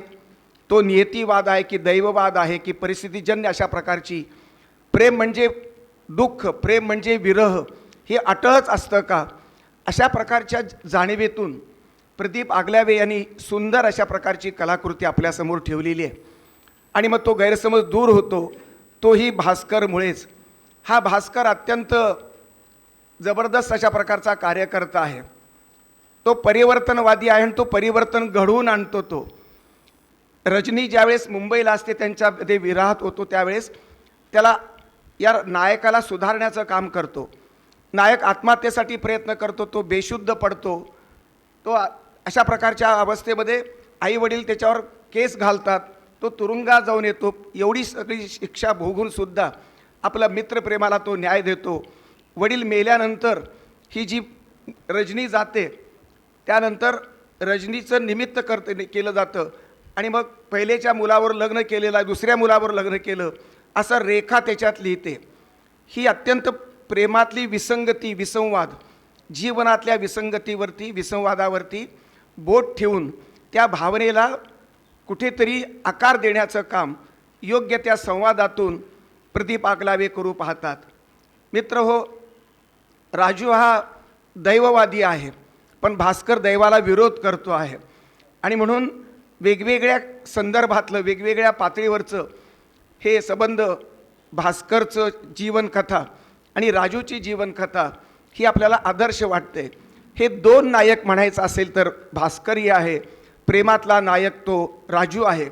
त्याचा पराक्रम कुठलाही असा मला दिसत नाही. सामाजिक कार्य आपल्या मित्राप्रमाणे करावं असं म्हणतो, पण तो करू पाहतो पण करता येत नाही. तो पागल होतो, तो वेडा होतो, तो तुरुंगात जातो, तो त्याच्या हॉस्पिटलमध्ये जातो आणि त्या सेवेमध्येच त्याचं आयुष्य संपून जातं. भास्कर मात्र अन्यायाच्या विरुद्ध प्रतिकार करणारा आहे, समाजामधल्या उपेक्षितांचा कैवार घेणारा आहे. हा खरा नायक या कादंबरीचा आहे. तिथे माणुसकीला कुठेही बाधा पडत नाही. म्हणून तर घाटपांडे, म्हणून तर नूरजहाँ, म्हणून तर जॉर्ज, म्हणून तर तुमचे हे संबंध हेमेंद्र, या सगळ्यांची भूमिका सर्वसमावेशक अशा प्रकारच्या धर्माची आहे. आणि म्हणून धर्माचं साहित्य असावं का विश्वधर्माचं साहित्य असावं? एका धर्माचं साहित्य हे विश्वधर्माचं साहित्य होऊ शकत नाही. आणि म्हणून आता प्रदीप आगलावे एक नवी दिशा देऊ पाहत आहेत. त्यांना न कळत ते आहेत स्वतः आंबेडकरवादी, जगतात आंबेडकरवादी, म्हणतात आंबेडकरवादी, लोकही समजतात त्यांना आंबेडकरवादी, पण त्यांच्या लेखनामध्ये आंबेडकरवादाच्या पलीकडे जाऊन व्यापक आंबेडकरवाद, शुद्ध आंबेडकरवाद, सहिष्णू अशा प्रकारचा बुद्धवाद आणि बुद्ध धम्म आणि ज्याच्यामध्ये बुद्ध धम्म समर्पित होणार आहे असा विश्वधर्मात्मक अशा प्रकारची व्यापक भूमिका प्रदीप आगलावे यांच्या लेखनातून तिथे प्रतिबिंबित झालेली आहे. आणि म्हणून या प्रसंगी माझ्या या मित्राचं अभिनंदन करताना मला शब्द अपुरे पडतात. एक संबंध वैचारिक भूमिकेचा वारसा सांगणारे लेखक आणि विचारवंत आंबेडकरवादी आगलावे, लेखक मात्र आंबेडकरवादाची कक्षा व्यापक करत आहेत. आंबेडकरवादाचं स्पॅन वाढवत आहेत. आंबेडकरवादी साहित्याचा संबंध वर्तुळ विकसित करत आहेत. ही विकसित करण्याची गरज आहे. आंबेडकरवादसुद्धा असा छोटा होता कामा नये, बंदिस्त होता कामा नये, साहित्याचे वर्तुळ बंदिस्त होता कामा नये. त्या साहित्याचं एक्सपान्शन करण्याची शक्ती माझ्या या मित्राच्या लेखणीमध्ये आहे आणि ती संबंध सिद्ध करण्याचा प्रयत्न या कादंबरीतून झालेला आहे. पहिली कादंबरी रोमॅन्टिक आहे, काल्पनिक आहे आणि ही वास्तववादी आहे. वास्तववादाच्या संबंध कक्षा ओलांडून ही संबंध भूमिका वास्तववादाच्या गाभ्याला स्पर्श करणारी, वास्तवातलं कुरूप वास्तवसुद्धा शोधणारी आणि वास्तवातलं अत्यंत शुद्ध वास्तवसुद्धा शोधणारी, मूल्यात्मकता अधोरेखित करणारी ही लेखकाची अत्यंत दुर्मिळ अशा प्रकारची अवस्था असते. संकुचितता जेवढी लेखकाला लेखणीला पडेल तेवढं साहित्य कमी. विश्व साहित्याची गरज आहे. राष्ट्रीय साहित्याच्या पलीकडे जाऊन धर्म, जात, वंश, परंपरा किंवा प्रांत आणि देशाचे नकाशेसुद्धा अपुरे पडले पाहिजेत. तरच विश्व संस्कृती, विश्व साहित्य, विश्व माणूस आणि विश्वात्मक नागरिकत्व आणि विश्वात्मक साहित्य निर्माण होईल. आणि त्या साहित्याची सुरुवात प्रदीप आगलावेने केल्याबद्दल त्यांचं जाहीर अभिनंदन, आपल्याला अभिवादन. धन्यवाद. आपल्याला प्रदीप आगलावेंचा हेवा वाटला पाहिजे. तो यासाठी की पुस्तकांच्या प्रकाशनाच्या कार्यक्रमांना एवढं मोठं सभागृह गच्च भरलेलं नागपुरामध्ये फार अपवादाने दिसतं. याच्या आधी मिलिंद कीर्तीचा नॅशनल कॉलेजच्या सभागृह अप्रतिम पुस्तक आहे. मिलिंदचं अभ्यासक होते. एवढीच संख्या मिलिंदच्याही कार्यक्रमाला होती. वैचारिक पुस्तक आहे, शास्त्रीय पुस्तक आहे, सैद्धांतिक पुस्तक आहे तरी होती. आज इथे सुद्धा आपण जे उपस्थित आहोत हे सगळे प्रदीप आगलावेंच्या ललित लेखनासाठी आलेले नाही आहे. कारण आपल्याला ते ललित लेखक आहे हे आत्ता कळतं आहे. आपल्याला प्रदीप आगलावे माहीत आहे, डॉक्टर प्रदीप आगलावे माहीत आहे. जे काम ते करत आहेत ते काम माहिती आहे. आणि या माणसाला आपण समाजशास्त्राच्या प्राध्यापकीपासून तर आत्ता डॉक्टर बाबासाहेब आंबेडकर यांचं वाङ्मय प्रकाशित करणाऱ्या शासनाच्या समितीचे ते सगळ्यात महत्त्वाचे सदस्य सचिव इथपर्यंत जे बघतो आहे त्या प्रदीप आगलावे यांच्या एकूण वैचारिक बांधिलकीने आपण बांधलेलो असा एक परिवार आहोत. आज आंबेडकरी समाजातला अतिशय प्रबुद्ध, सुबुद्ध, अधिकारी, जाणकार आणि आगलावेंवर प्रेम करणारा आणि आंबेडकरी विचारांवर प्रेम करणारा असा हा परिवार आहे आपला सगळ्यांचा इथे आलेला. हा सगळा जो परिवार आहे आणि इकडचा जो परिवार आहे हा जरा आगलावे यांच्या प्रेमातला आणि भावनिक परिवार आहे. आणि म्हणून इथे कमलाकर धारप दिसत आहेत, म्हणून इथे श्रीपाद भालचंद्र जोशी दिसत आहेत, म्हणून इथे श्रीपाल सबनीस दिसत आहेत. याचं कारण असं आहे की आम्ही प्रदीप आगलावे नावाचा लेखक हा वाढताना पाहिलेला आहे. कमलाकर धारपांनी त्यांना गुरुवार पुरवणीपासून लिहितं केलं आणि मी त्यांना गुरुवार पुरवणीपासून तोडलं कारण ती युवा पुरवणी होती. आणि मी त्यांना साहित्य जत्रा नावाच्या लोकमतच्या अतिशय महत्त्वाच्या प्रतिष्ठित अशा वाङ्मयीन पुरवणीमध्ये लिहितं केलं. याचा मला याच्याकरता अभिमान वाटतो की प्रदीप आगलावे नावाचं एक व्यक्तिमत्व आज आपल्यासमोर उभं आहे. आणि लोकमतबद्दल त्यांचीच काय आपल्यापैकी अनेकांची फार वेगळं भावनिक नातं आहे. म्हणजे मी तर धारपांमुळे लोकमत नागपुरात गणेश पेठेत एका गोडाऊनमध्ये होता तेव्हापासून त्या परिवाराचा एक भाग आहे, अजूनही आहे आणि राहील. तसाच मी ग्रंथाली सुरू झाल्यापासून ग्रंथाली परिवाराचा भाग आहे. सुदेशच्या आधी दिनकर गांगल होते, कुमार केतकर होते, अरुण साधू होते आणि तो वसा सुदेश अतिशय अप्रतिम चालवतो आहे. ग्रंथाली ही फक्त मराठीतली नव्हे तर या देशातलीच नव्हे तर एक वैश्विक पातळीवरची मराठीतली एकमेव दृष्टी असलेली आणि दूरदृष्टी असलेली महत्त्वाची वाचक चळवळ आहे. जरा सुरेशसाठी आणि ग्रंथालीसाठी टाळ्या वाजवा. ज्या कार्यकर्त्यांच्या साहित्याबद्दल आपण बोलतो आहे, ज्या विविध चळवळीतले आत्ता बोललं गेलं, या वेगवेगळ्या चळवळीतले वेगवेगळे कार्यकर्ते, त्यांचं कार्य, कर्तृत्व आणि व्यक्तिमत्व मराठीला पहिल्यांदा परिचित करून दिलं ते ग्रंथालीच्या लेखकांनी, ते ग्रंथाली या प्रकाशकांनी. आणि खूप महत्त्वाची पुस्तकं, महत्त्वाचे लेखक म्हणजे दया पवार असोत की अगदी विज्ञानापर्यंतचे लोक असोत.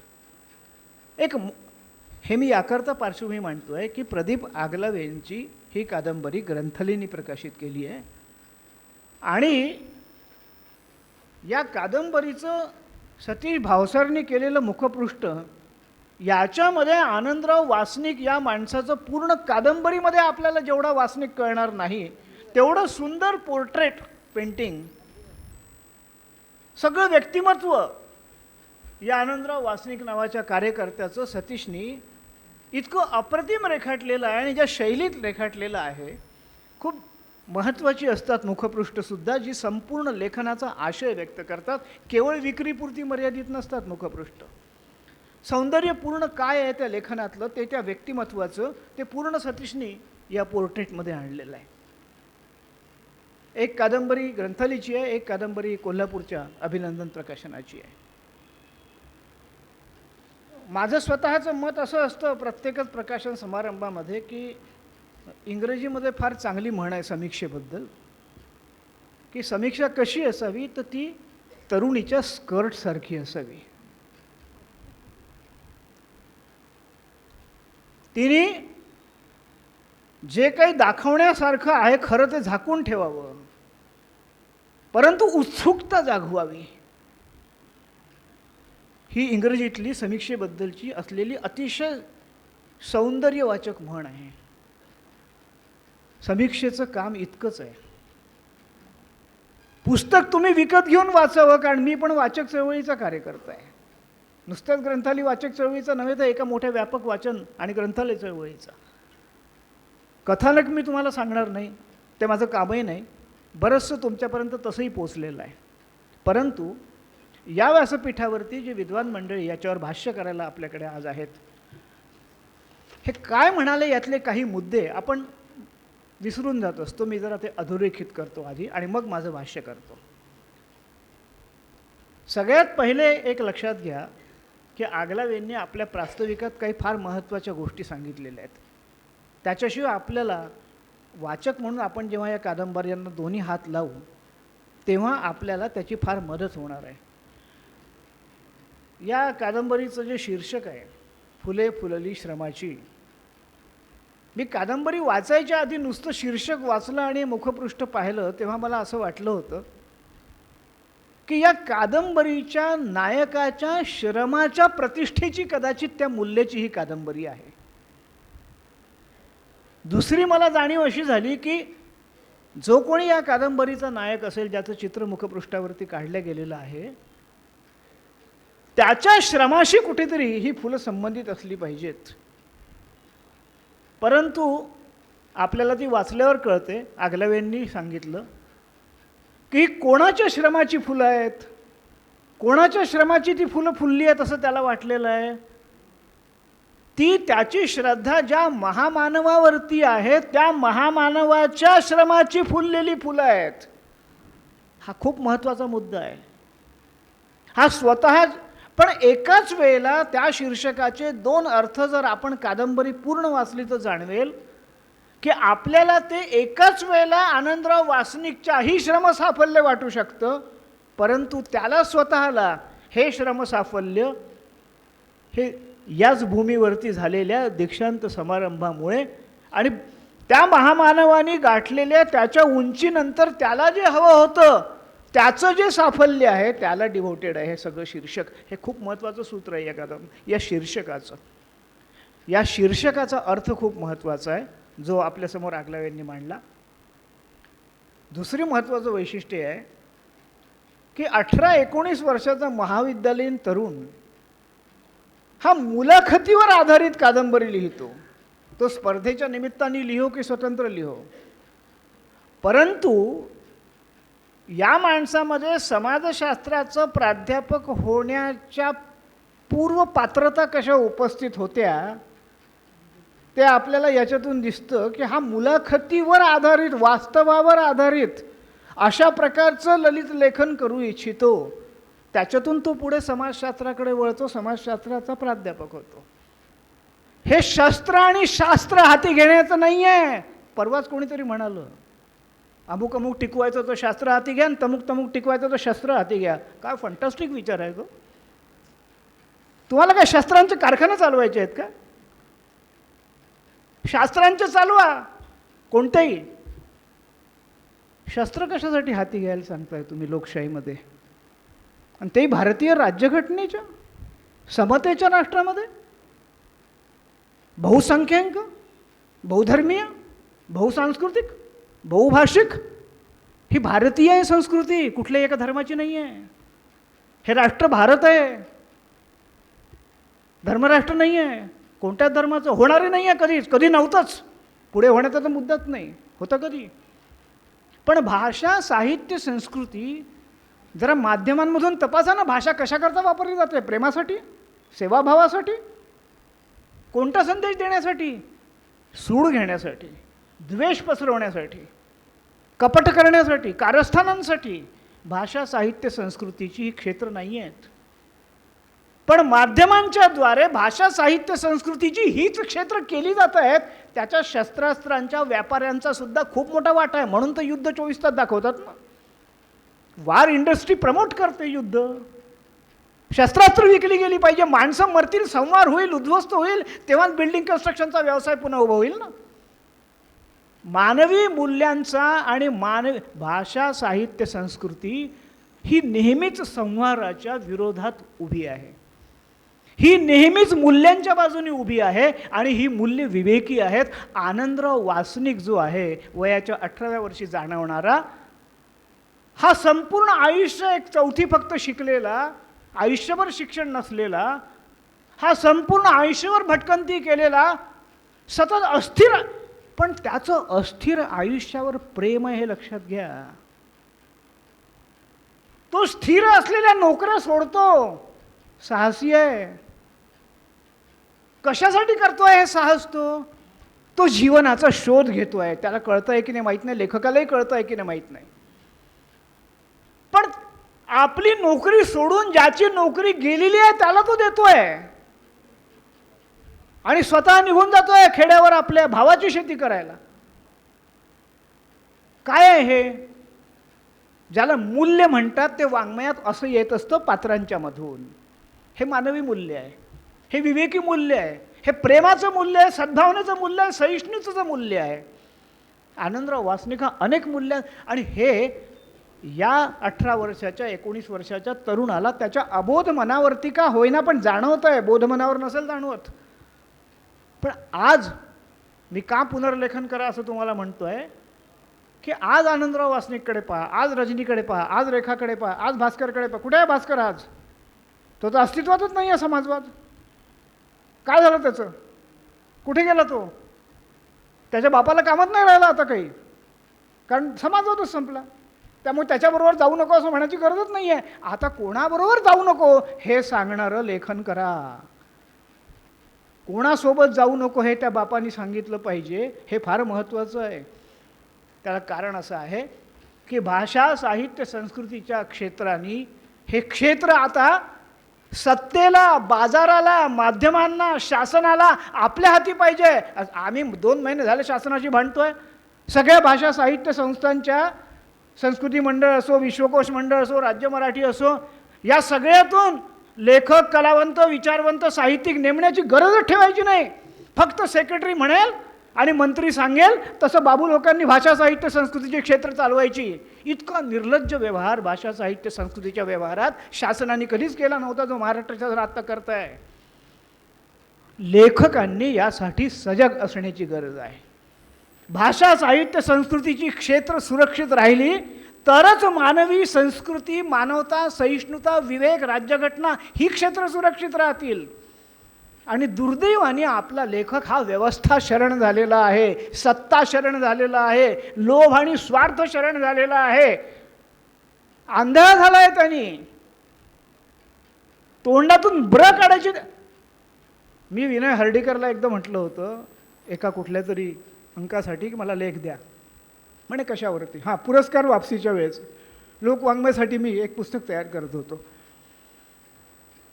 ज्याच्यातून पुढे नयनतारा सहगल प्रकरण घडलं. मी हर्डीकरला म्हटलं तर म्हणे विषय सांग. मी म्हटलं अभिव्यक्ती स्वातंत्र्य.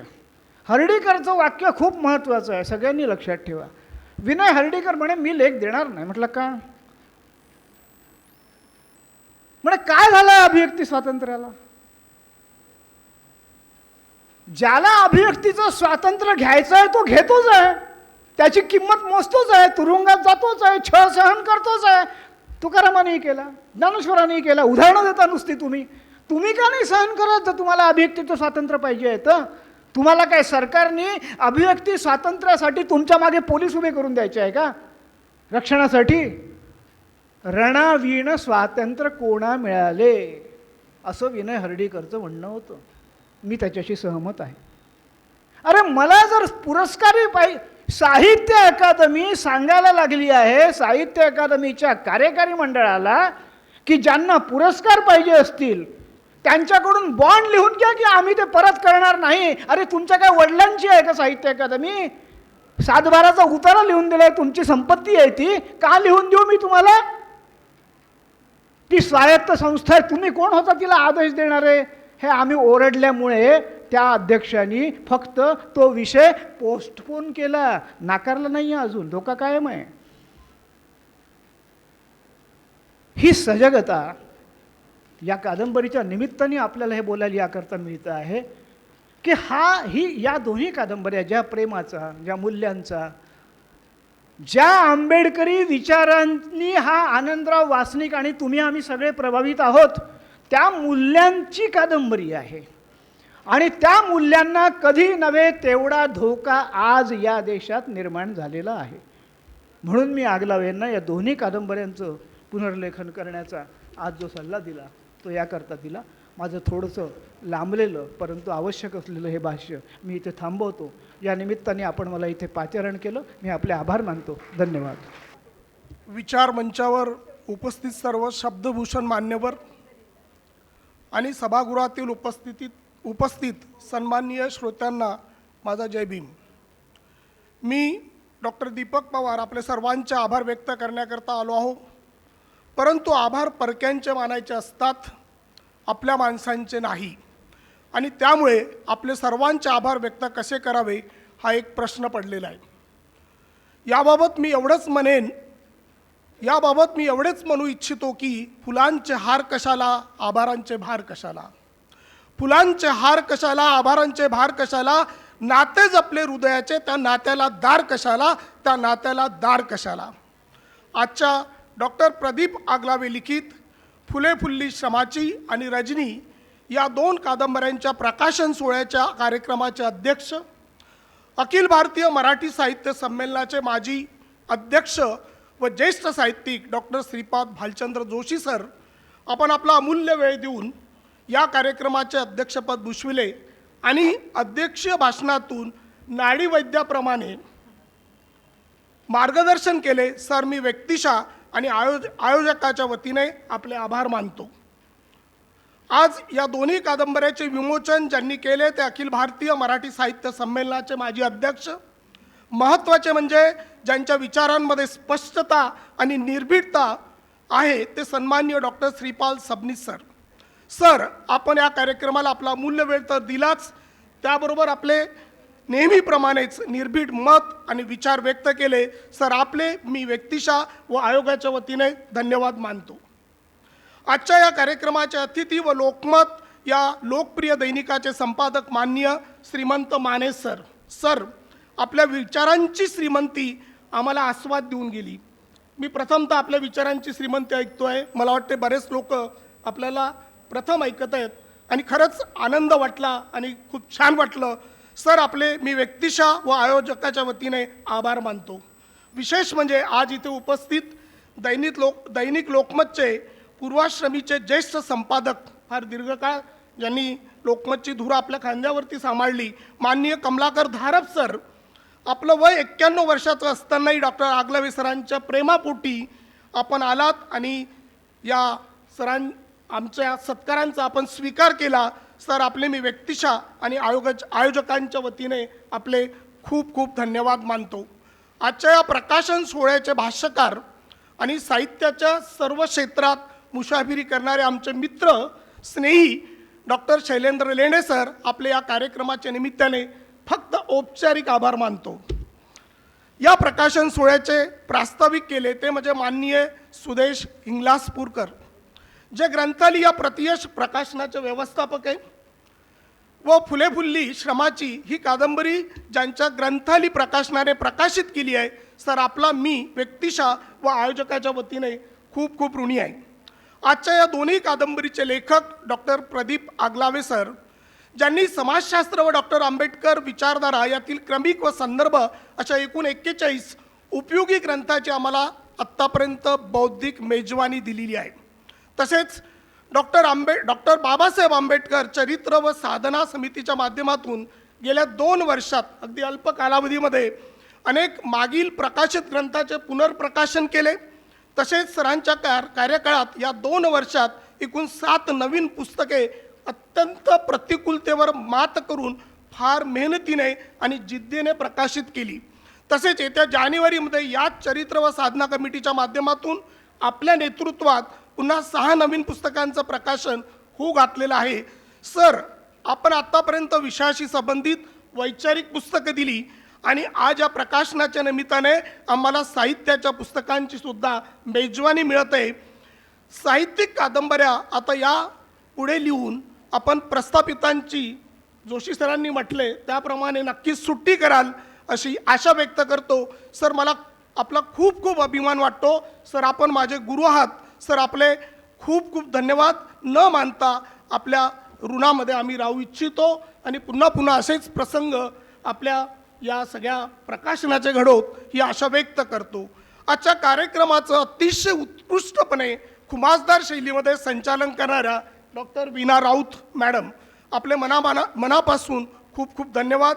खास विशेष म्हणजे आपण श्रोतेच नाही तर डॉक्टर प्रदीप आगलावे व आंबेडकरी विचारांवर प्रेम करणारे प्रेमी मायबाप हो, आपल्यामुळेच हा कार्यक्रम बहादर झालेला आहे. या कार्यक्रमाला शोभा आली आहे. आपले मनापासून खूप खूप धन्यवाद. आपल्याबद्दल इथे मला 2 ओळी नक्कीच व्यक्त कराव्या वाटतात. मूल्य आपल्या उपस्थितीचे आम्ही मनापासून जाणतो. मूल्य आपल्या उपस्थितीचे आम्ही मनापासून जाणतो, म्हणून आपले मनापासून आभार मानतो. धन्यवाद प्रेक्षको. फुले फुलली श्रमाची याचे नायक या कार्यक्रमाला काही अपरिहार्य कारणामुळे उपस्थित राहू शकले नाहीत.